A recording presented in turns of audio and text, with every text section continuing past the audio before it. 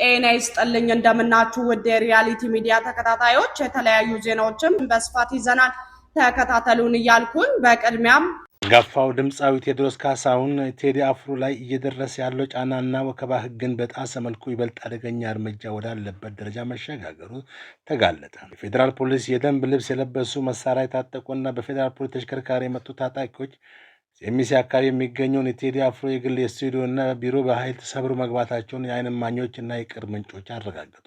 ይህ ህገወጥ የኃይል እርምጃ የተፈጸመው ከምሽቱ 3 ሰዓት አካባቢ መሆኑ የታወቀ ሲሆን ታጣቂዎቹ ወደ ስቱዲዮ ጥሶ ለመግባት የህንፃውን ጥበቃ ወይም ዘበኛ በከፍተኛ ሁኔታ መደብደባቸውም ተገልጿል። የህግ አስከባሪ አካላት መደበኛውን የህግ አግባብና የፍርድ ቤት የብርበራ ትዕዛዝ ወደ ጎን በመተው በምሽት የዜጎችን የስራ ቦታና የግል ንብረት በኃይል መስበራቸው የሀገሪቱ የፍትህ ስርዓትና የዜጎች ደህንነት ከፍተኛ ጥያቄ ውስጥ የሚከት ድርጊት ሆኗል ተብሏል። ከዚህ የኃይል እርምጃ ባሻገር ጉዳዩን አሳሳቢነት እጅግ ከፍ የሚያደርገው የተሰበረው ቢሮ ይዘትና የተወሰዱ ንብረቶች ጉዳይ ነው። የስቱዲዮ ቴዲ አፍሮ እንደ ዋና ቢሮ የሚጠቀምበት የፈጠራ ስራዎችን የሚያዘጋጅበት ለህዝብ ጆሮ ያልደረሱ አዳዲስ የሙዚቃ ስራዎችና ግጥሞች የሚገኙበት እንዲሁም አዳዲስ ሀሳቦችን የሚጽፍበት እጅግ ምስጢራዊና ጥብቅ የጥበብ ማህደር ነው።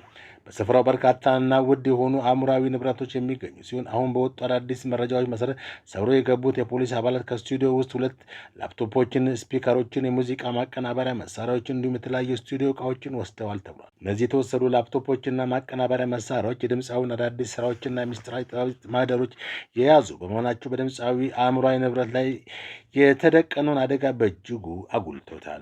የህግና የጥበብ ዘርፍ ተንታኞች ይህንን ክስተት ተራ የንብረት ዝርፊያ ወይም ብርበራ አድርገው አይመለከቱም። ከሰሞኑ የቴዲ አፍሮ ምክትል ማናጀር እና የቅርብ ጓደኛ የሆኑት አቶ ዮሴፍ ያሲን ያለምንም ክስ በፖሊስ መታሰራቸው ተከትሎ አሁን ደግሞ በድምፃዊ የልብ ትርታ በሆነ ስቱዲዮ ላይ የተፈጸመው ይህ ጥቃት ሆን ተብሎ የጥበብ ስራዎቹን ለማሰናከል ያልወጡ ስራዎችን ለመውሰድ እና በድምፃዊ ላይ ከባድ የስነ ልቦና ጫና ለመፍጠር የተቀነባበረ ስልታዊ ጥቃት መሆኑን አጥብቀው እየተቹ ይገኛሉ። መንግስትና የሚመለከታቸው የፌዴራል ፖሊስ ኃላፊዎች ጥበብ ባለሙያ አእምሯዊ ንብረት ላይ ስለተፈጸመው አደጋና በህግ ስም ለተደረገው የኃይል እርምጃ በአስቸኳይ ማብራሪያ እንዲሰጡ ጥያቄዎች እየተነሱ ይገኛሉ።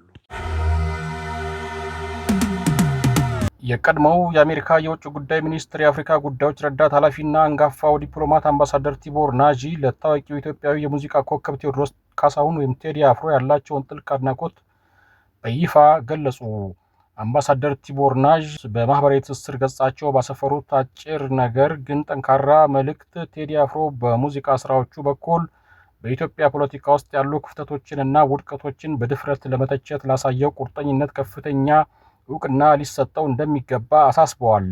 አንጋፋው ዲፕሎማት በመልእክታቸው ላይ አንድ አነጋጋሪና አሳሳቢ እውነትን አንስተዋል። አብዛኛውን ጊዜ ሙዚቀኞች ከጋዜጠኞች ወይም ከፖለቲካ ተንታኞች ወይም ኤክስፐርቶች በተሻለ ሁኔታ እውነትን ለስልጣን ባለቤቶች በመንገር ረገድ እጅግ ውጤታማ ናቸው ሲሉ የጥበብን ኃያልነት መስክረዋል።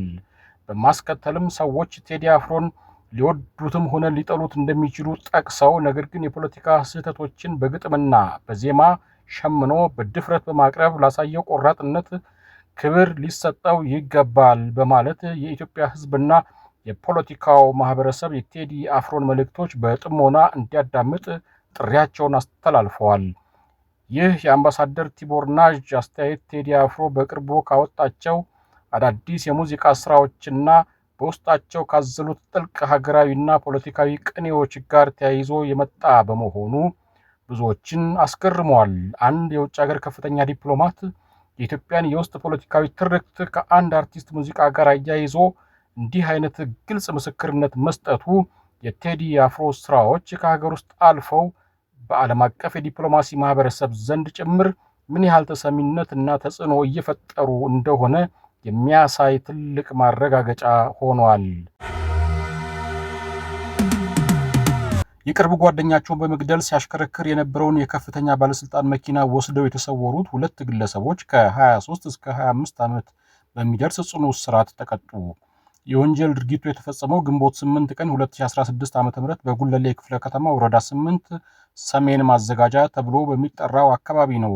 ከአዲስ አበባ ፖሊስ የወንጀልና ትራፊክ አደጋ ምርመራ ምክትል ጠቅላይ መምሪያ የተገኘው መረጃ እንደሚያመለክተው ገብረ ሚካኤል ሰይፉ የተባለው ሟች የወንጀል ፈጻሚዎቹ የቅርብ ጓደኛ ነበረ። በዕለቱ ሟች ከምሽቱ 5 ሰዓት ቴዎድሮስ ታከለና ሲሳይ ጥላሁን ከሚባሉ ጓደኞቹ ጋር አብሮ ሲዝናና እንዳመሸ የምርመራ መዝገቡ ያስረዳል። ወንጀል ፈጻሚዎቹ የቅርብ ጓደኛቸውን አንገት በማነቅ ሕይወቱ እንዲያልፍ ካደረጉ በኋላ አስከሬኑን መንገድ ላይ በመጣል ሞባይል ስልኩንና መታወቂያውን ጨምሮ በወቅቱ ሲያሽከረክር የነበረውን የሰሌዳ ቁጥሩ ኮድ 415624 የሆነ ኢት የመንግስት መኪና ወስደው ይሰወራሉ። ፖሊስ የወንጀሉ ሪፖርት ከደረሰው በኋላ ባደረገው ያልተቋረጠ ክትትል ወንጀሉን የፈጸሙትን ግለሰቦች በ24 ሰዓታት ውስጥ በቁጥጥር ስር አውሏቸዋል። ቴዎድሮስ ታከለ ከአየር ጤና አካባቢ የተያዘ ሲሆን ሁለተኛው ተከሳሽ ሲሳይ ጥላሁን ደግሞ ሱሉልታ ከተማ ውስጥ በቁጥጥር ስር ሊውል ችሏል።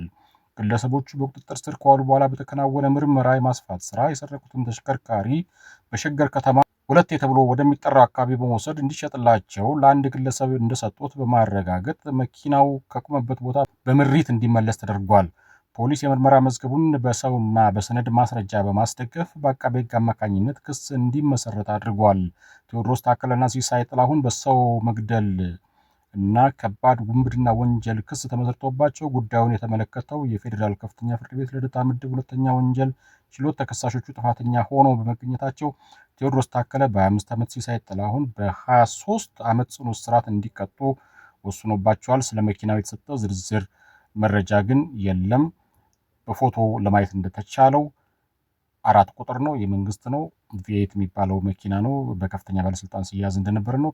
በጊዜው የተለያዩ መረጃዎች ወጥተዋል በማህበራዊ ሚዲያ የትኛው ባለስልጣን እንደሆነ ተገልጾ ነበረ። እንደውም አንዳንዶች ከአንድ አማጺ ቡድን ጋርም ያገናኙት ነበሩ። አሁን እንደተገለጸው ግን ያው ጥቅም ለማግኘት በማሰብ የተፈጸመ ደረቅ ወንጀል እንደሆነ ነው የተገለጸው። ፖለቲካዊ ዓላማ እንዳለው የተገለጸ ነገር የለም። ስለዚህ እኛም እዚህ ከዚህ በፊት የተጠቀሱትን የባለስልጣን ስም ከመግለጽ በመቆጠብ ዜናውን በዚህ መልኩ አስተላልፈንላችኋል።